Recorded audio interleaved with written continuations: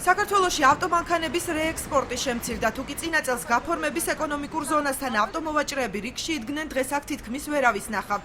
ავტომობილების ბიზნესით დაკავებული ადამიანები აცხადებენ, რომ 1 აპრილიდან ქართველ დილერებს 10 ავტომანქანის ნაცვლად 3-4 შემოყავთ, რასაც ძირითადად აზერბაიჯანის სახელმწიფოს მოთხოვნას უკავშირებენ, რომლის მიხედვითაც ქვეყანაში 2005 წლამდე გამოშვებული მანქანის შეყვანა იკრძალება. მანქანები ვერ გადის საქართველოდან. ადამიანი 5-6 მანქანას მე აგიტო ყიდულობს, რომ რაღაც 2 კაპიკი იშოვოს, ხო? ანუ საქართველოდან გავიდეს რეექსპორტზე. აზერბაიჯანში თუ მანქანა არ გავიდა, აზრი არ აქვს არაფერს. მე მაგალითად 5-6 მანქანას ვყიდულობდი, ეხლა ვყიდულობ ერთს. იმიტომ რომ 2006-იანი იქვე უკვე ძვირია.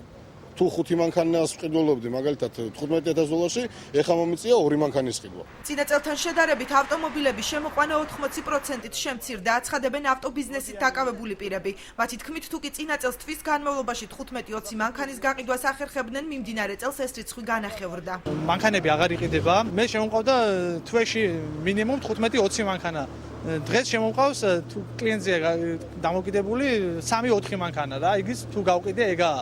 ასე რომ ვთქვათ, უკვე მოგდა რა, აღარ მიღირს მეც უკვე რომ უკვე ვიმუშაო მაგ საქმეზე. დაახლოებით 70-80% შემცირებულია მანქანების გაყიდვა. მართალია, კავკასიაში ყველაზე დიდი ავტოპორტალი არის საქართველოში, მაგრამ ყველაფერი მაინც გამოიწვია, რა თქმა უნდა, აზერბაიჯანში რო დაიხურა ეს. საქართველოში რაც იყიდებოდა, ეს თავისთავად ეკონომიური ვარდნა არის. ხალხში ფიზიკურად არ არის ფული რო იყიდოს. ექსპერტი მურმან ცეცხლაძე ამბობს, რომ უკვე წლებია საქართველოსთვის აზერბაიჯანის საავტომობილო ბიზნესის წარმოების თვალსაზრისით ერთ-ერთი უმთავრესი ბაზარია. იქ ამოქმედებულმა რეგულაციებმა შესაძლოა ქართული ავტობიზნესი დააზარალოს. მურმან ცეცხლაძის განმარტებით ის ბიზნესმენები, ვინც სტანდარტებს ვერ მოერგებიან, საქმიანობას ვეღარ გააგრძელებენ.